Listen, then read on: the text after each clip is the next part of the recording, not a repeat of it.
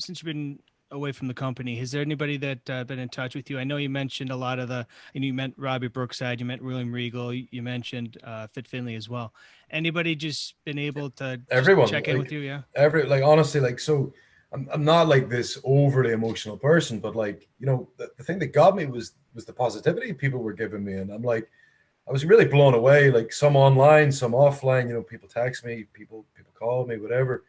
And like, it's been crazy because I think it's good to know that I'm not an asshole. So I mean, that's kind of it was that affirmation. I was like, oh, cool. I'm really glad to know that actually. Yeah. I try not to be, but it's good to know. No, out of all seriousness, like some of my heroes like texted me and stuff like that, and it's it's really humbling, and like it's just that's been the loveliest part of it.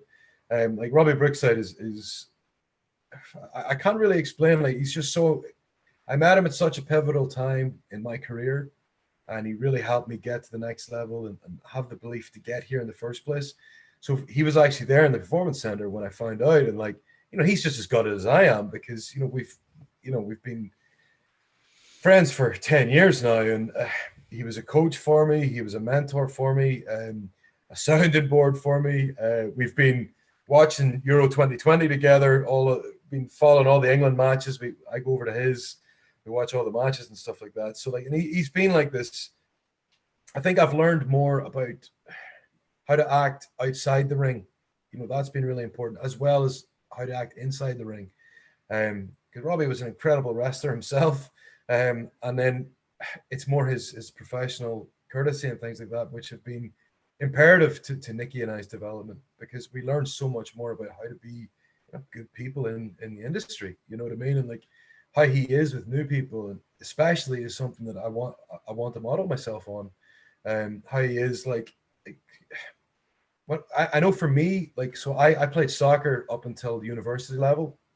And like, I think if the best coaches I had when I was playing soccer, or when I was in rugby or judo or anything else.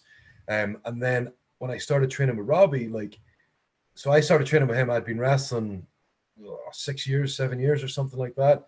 And he was this incredible coach.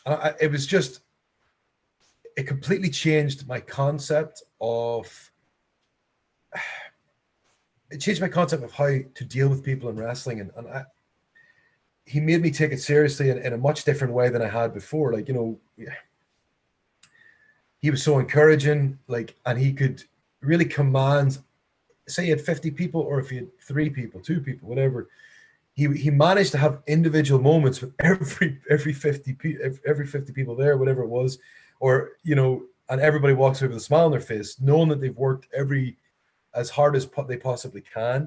And if somebody was really struggling, he was utterly brilliant with them, and his patience is outstanding. And he works with the new recruits every time they come into the PC. The first person they see is Robbie, and he's the perfect guy for the job because he has the patience and the wherewithal to help everybody. And there's been people who've come in who aren't athletes. There's people who've come in who've been like presenters on television and things like that, who are giving this a try and whatever. And he's just as patient with them as he is with high level athletes who join from the NCAA or whatever else, or from other wrestling companies. And he shows the same patience with all of them. And there's not one person who walks out of that building unhappy with Robbie Brookside. I can tell you that. So it was great for me that he was there. And then I went to see him a couple of days later. And he was like, if you need me, come beforehand and whatever else. But like, he's been a brilliant part of it. But on top of him, like William Regal as well, like he was instrumental in me getting signed. Like he put all my stuff before the bosses when they weren't hiring. And I just started doing, my momentum had really started picking up in 2015. I did a tryout early 2015, and it looked like there was nothing coming. So I literally, no problem, I'll set up, and I had my path sorted. I knew exactly where I was going. I was wrestling for Rev Pro, and I had done a bunch of matches against Ishii, Nakamura, Tanahashi, all these incredible talents coming out of New Japan. And I just happened to send them on to William Regal. And the best part was they were interested in Nakamura at the time. And they needed footage of Nakamura, and they couldn't get New Japan footage, obviously, so they ended up using the footage of me and Nakamura, which I imagine is probably how I ended up getting that next tryout and then getting signed or whatever else. So it's funny, like that was all down to Regal. Because at my tryout where it didn't look likely, he had me cut a promo for him. And like I've never really done many promos in WWE, obviously outside of the shows. You know, we do a lot of promo practice, whatever else. But you know, I'd cut promos a lot more on the indies. They needed me to be a more stoic character and whatever else on NXT TV because I was the heater of the Sanity group.